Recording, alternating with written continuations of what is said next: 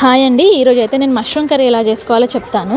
ఒక 1/2 kg mushroom అయితే తీసుకొని అందులో ఫస్ట్ నేను సాల్ట్, కారం, పసుపు, ఇంకా మేథీ పౌడర్, ధనియాల పౌడర్, ఇంకేమో చాట్ మసాలా కూడా వేసుకోవాలండి. కర్డ్ ఒక 2 గరిటెల పెరుగు వేసుకోండి.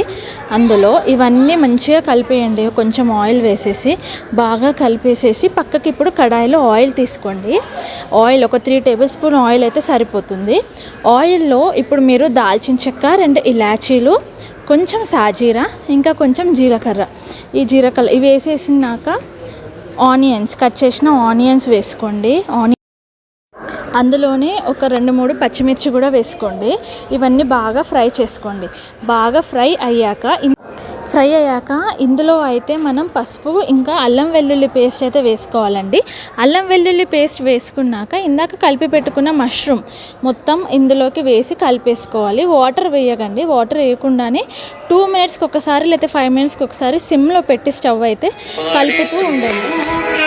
సో సిమ్లో పెట్టి కలుపుతూ ఉంటే మష్రూమ్ అనేది అదే సాఫ్ట్ అయిపోతుంది. మనకు ఒక 15 మినిట్స్లో కర్రీ రెడీ అయిపోతుందండి. సో లాస్ట్లో కొత్తిమీర వేసేసుకొని కర్రీ దించేసేయండి. చాలా సింపుల్ అండి, చాలా బాగుంటుంది. మీరు కూడా ఒకసారి ట్రై చేసి నాకు టేస్ట్ ఎలా ఉందో కమెంట్స్లో చెప్పండి.